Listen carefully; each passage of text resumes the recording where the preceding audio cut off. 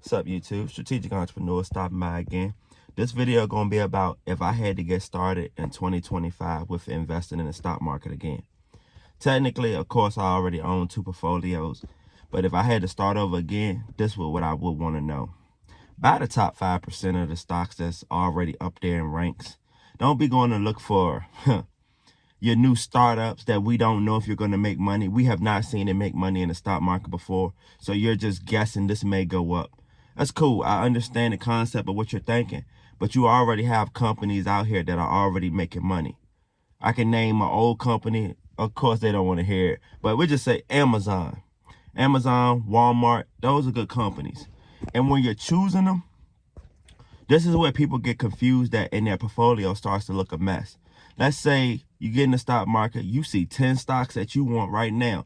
I'm going to name some that sounds good. Walmart, Kava, Google, Nvidia, all these companies, they're good. IBM, you name a whole bunch, cool. Microsoft, Apple. The thing about this list I just named, they're all the top companies. But at the end of the day, what are going to be your top 3 companies? You still got S&P 500. This is not financial advice. I'm not a financial advisor. But literally, the S&P 500 got everything you want. So if you're going to do it, this is, from my opinion, find you 3 stocks that are going to be your top 3. Your top 3, these are my 3. I'm always going to ride or die with these stocks regardless. I'm looking at it more, how you're going to retire. This can be your retirement. So I would prefer to say it has a dividend in it. It doesn't have to be a crazy dividend, but that's so you can have the bonus. Because if the stock is already going to grow, the dividend is just going to be a bonus, honestly. So I can give you, let's say, and this one may not have a dividend, but it's easy. QQQ, Tesla, and Nvidia. See that? That's up to you, though. Now, if we can mix it up a little bit, let's go Walmart, Amazon, and the S&P 500. You see what I'm saying? You can pick it however you want to pick it. Microsoft, Apple, and the S&P 500. You see, I can just off the top, because I don't have no feelings toward these companies. A lot of these people be putting their feelings involved. I remember a couple months on CNBC, they were arguing about Nvidia's outperforming IBM. Okay, cool. But I still can get the dividends off IBM, and IBM's been having its best time right now. And I own IBM and Nvidia. So I see the difference in what you can get out of these companies. So what can you get out of these companies? And think about retirement. Will that company make it to your retirement? That tells me a lot right there. Will this company be around in 5 years? Like, I got a new company called Kava. It's not that new, but you understand it's new, Okay, it hasn't had a 10x, a 20x, or 100x right now. Okay, I can sit here and wait because it's a new company and I can see the potential. And it shows me the growth it already has right now. And they're expanding. That's what I want to see. You get what I'm saying? So if you're going to get into a new company, just know it's the right company, because there's certain companies, like I said, I got this from Peter Lynch off the rip. He bought Dunkin' Donuts. At first, I'm like, why would he own Dunkin' Donuts? And there's all these performing companies out here, because people are going to Dunkin' Donuts every morning. So if he wanted 10x his money off something you're not even thinking about, that's easy, like, versus being all in the tech.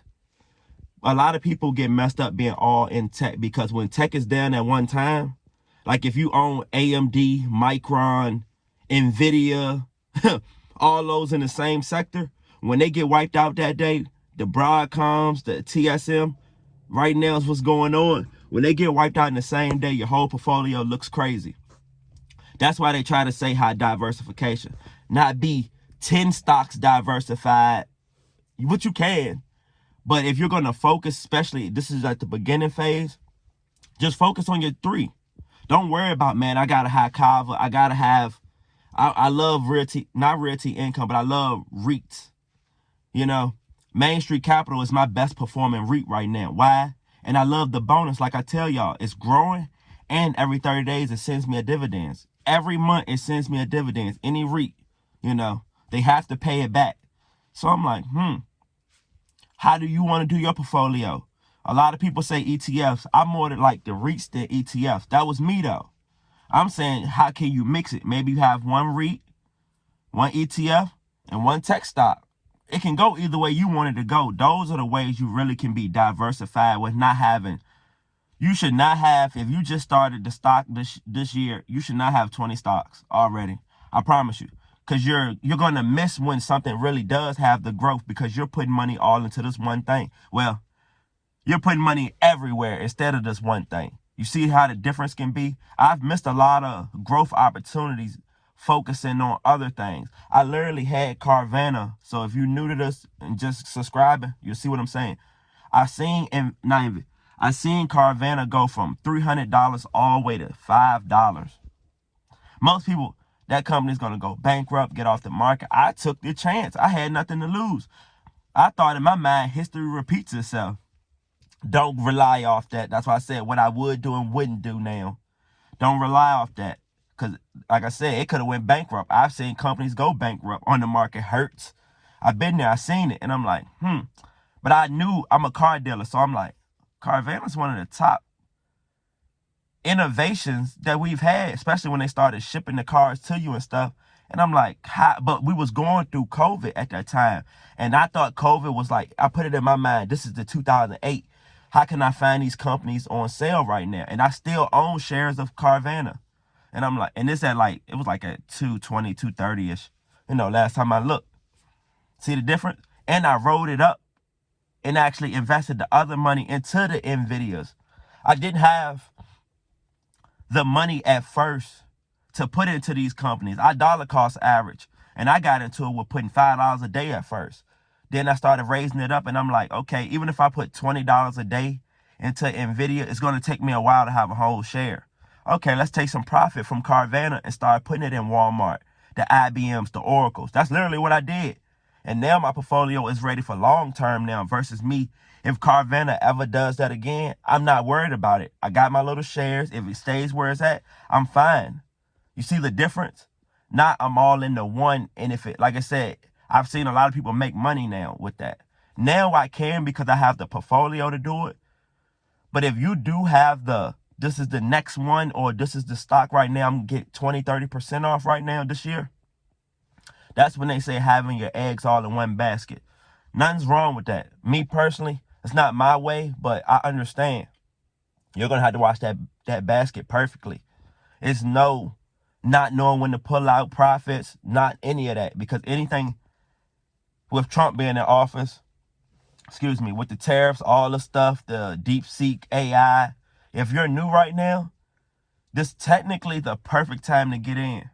Like, I'm watching how my crypto portfolio got hit. So it was like, okay. Then next thing you know, stock that night, it was saying such and such is down 5%, 10%. It's a lot of those AI stocks, tech stocks, those chip stocks. And they're all following each other. So I'm like, okay. But for someone new would have to know, I need to follow all the news.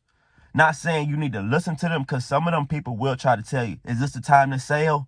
And if you're new, you don't know. They're not telling you what it's going to do in a year on the news. They're talking about what's going on right now, because a lot of them, we're at the quarterly right now. So a lot of them have to give how much they made. I've seen some companies profit, like Apple didn't do as well and is not doing that well. They're calling that a slow growth stock this year. And then when I first got into the stock market, I used to hear, you need to buy Apple once a day. You'll feel good. Why aren't those people saying that now? They're doing it for the news. But if that's your stock, like I can name an OG stock right now, Coca-Cola. That's when I first got in. I still own it too, and it's still receiving the dividends. I'm not going to sell it. It's no point. Coca-Cola's not going nowhere. But when I talked about the Peter Lynch earlier, that's my Dunkin' Donuts. You see what I'm saying? It's not going anywhere. I don't know about Dunkin' Donuts, but I know Coca-Cola's not going anywhere. So until you start using them methods, focusing on your capital gains, I can say it again. I started, this is when I knew my mindset changed in the stock market. And this is from dollar cost averaging, not doing trades or anything. How can I make $300 a day in the stock market? I've easily surpassed that just from owning Tesla. You see the capital gains a day. Well, not every day, but you know if you know. What else? Carvana, NVIDIA. I've seen it. Like, I literally got into NVIDIA at 400. That's high for a lot of people. But that was before the split.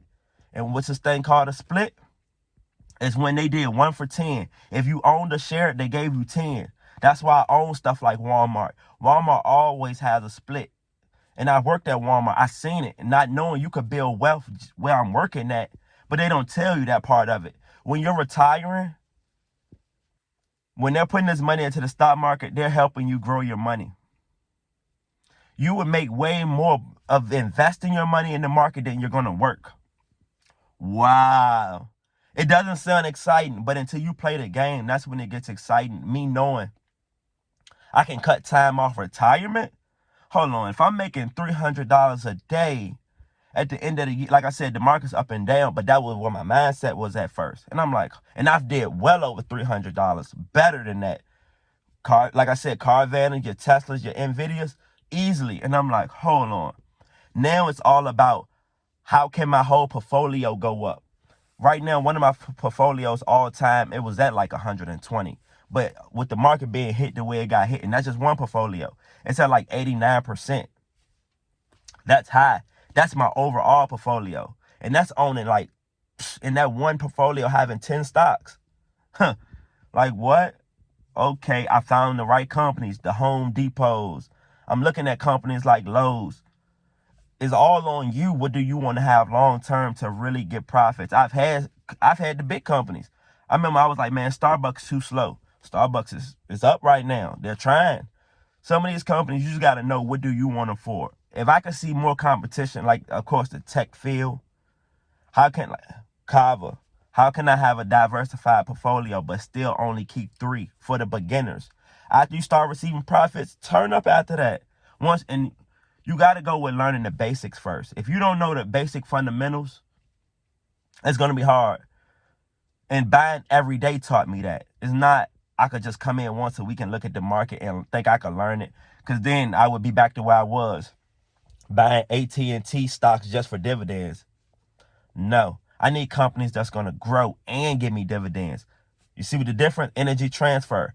If you go look at it, when I got in 3-4 years ago, it was only at $12, $14, $12 to $14. And to be at like $21 right now, and I'm holding it and it sends me a 7% dividend. See the difference? Some companies you have to grow with. Some companies are going to grow faster than you can really put your money in.